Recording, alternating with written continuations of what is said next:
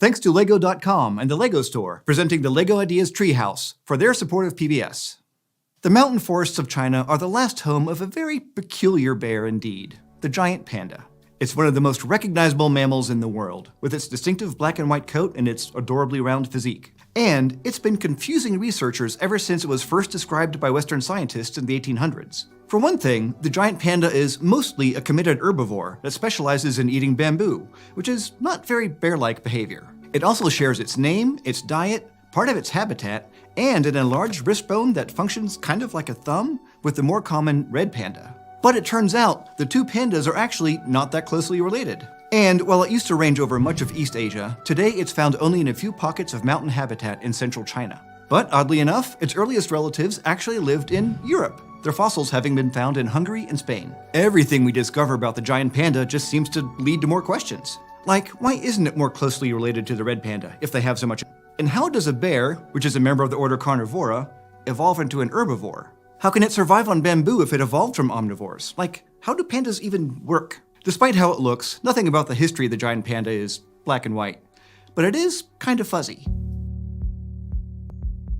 Now, because the panda is so odd in so many ways, from its very picky diet to its weird extra thumb thing, scientists for a long time wondered, are pandas even bears? And it wasn't until the late 20th century that we finally got an answer. That's how weird these animals are. The giant panda saga started in 1869 when it was given its first scientific name by a French missionary and naturalist based in China. He called it Ursus melanoleucus, literally the black and white bear. So we know he thought it was a bear because he put it in the genus Ursus with most of the other living bears. But only a year later, another researcher examined a giant panda skeleton and decided that it was more like a red panda than a bear. So he changed its scientific name to Ailuropoda melanoleuca, which is what it's still called today. But the controversy over the panda's bearishness continued for more than 100 years. The experts who thought it was a bear pointed to a ton of similarities between giant pandas and other bears, found throughout their entire bodies, in their teeth, skeletons, muscles, and organ systems. But the scientists who thought it was closer to red pandas focused on their similarities in feeding behavior and their shared habitat. Giant pandas and red pandas live in the same places and eat the same thing, bamboo. It wasn't until the early 1980s that the first genetic analysis of giant pandas was done. It looked at the number of different mutations per gene in pandas and other carnivores. The more differences per gene there are, the longer those two species have been separated reproductively, which means they're more distantly related. These early DNA studies suggested that the giant panda was only a distant relative of the red panda. The red panda lineage actually branched off somewhere between two different families, the one that includes skunks and the one that includes raccoons and their relatives. So I'm sorry, no. Scientifically speaking, it's not super accurate to describe a raccoon as a trash panda. But there is a relationship there, at least with red pandas. It wasn't until studies were done of the giant panda's whole genome in the late 2000s that it was confirmed that the giant panda was indeed a bear. And it turned out that its closest living relative isn't the red panda. It's the South American spectacled bear, which belongs to the second oldest branch on the bear family tree. And the oldest branch of the bear family? That's where pandas came from.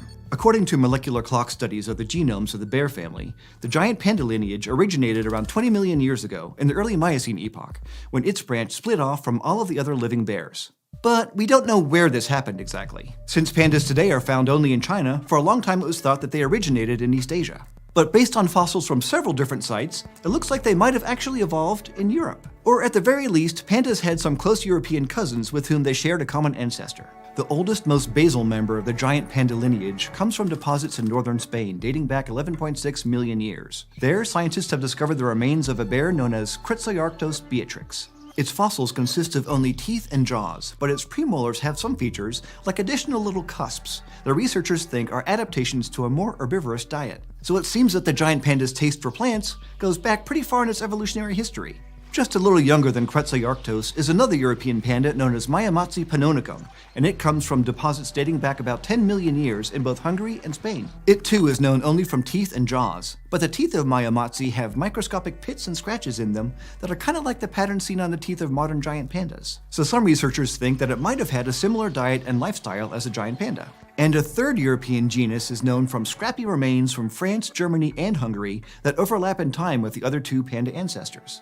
So for a few million years, we've got panda relatives living throughout Central and Western Europe. But then something strange and frustrating happens. There seems to be a panda hiatus in the fossil record. The next time they show up is in China millions of years later. There we found two species belonging to the genus known as Ailurarctos. They date to between 6 million and 8 million years ago, and both are known, again, only from teeth. And those teeth suggest that those bears were smaller than the modern giant panda and were probably more omnivorous. They had broad lower molar crowns, like living bears, but with a wrinkled pattern to their enamel, which is what the giant panda has. So their teeth look like a transitional step between those of more typical bears and those of the highly specialized panda. Then, about 2 million years ago, we finally find the earliest known fossils of bears that truly belong to the same genus as the modern giant panda, the genus Ailuropoda. These fossils come from cave sites in southern China, and the most complete of them is a skull that has a lot of similarities to the skulls of living pandas. This fossil panda was smaller than its modern relatives and maybe had a less powerful bite, but it also had extra cuspy teeth that were specialized for breaking down fibrous foods. But experts aren't sure about when pandas adopted the habit they're most famous for, relying on bamboo as their main source of food. One recent study compared the isotopes of carbon and oxygen preserved in the tooth enamel of modern and ancient pandas. Carbon can tell you about an animal's diet, while oxygen can tell you about the climate it lived in. And the carbon values suggested that ancient pandas were herbivores by at least 2.5 million years ago.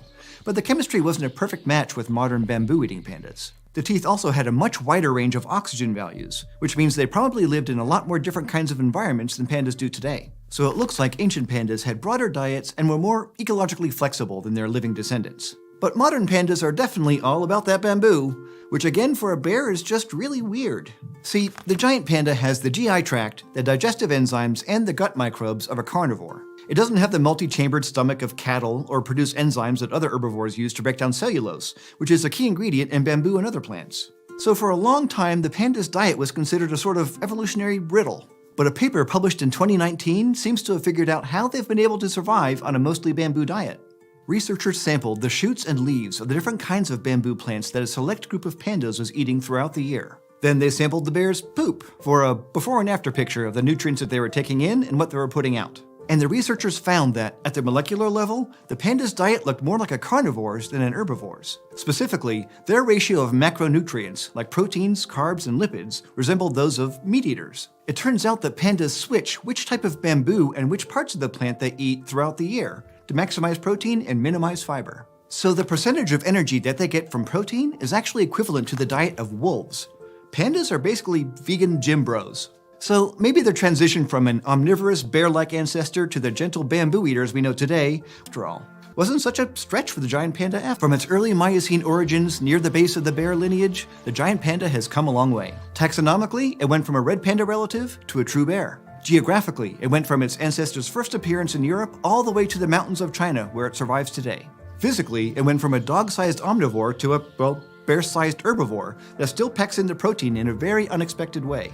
If the evolutionary history of the giant panda remains kind of fuzzy, its future isn't very clear either. It was once considered to be on the brink of extinction, but in 2014 there were more than 1,800 counted in the wild, a viable but still vulnerable number. Those false-thumbed, bamboo-eating mammals of central China are the last remaining characters in the story of the world's most un-bear-like bear.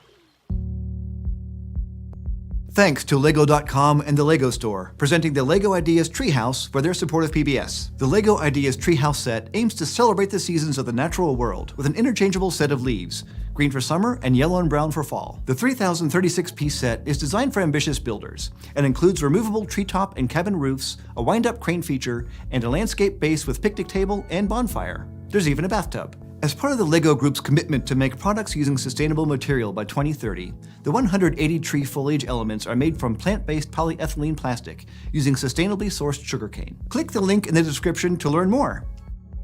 Weird extra thumbs up to this month's Eontologists: Patrick Seifert, Jake Hart, John Davidson-Ing, Sean Dennis, Hollis, and Steve. To join them and become an Eonite, go to patreon.com/eons and pledge your support. And thank you for joining me in the Konstantin Haase studio. Be sure to subscribe at youtube.com/eons.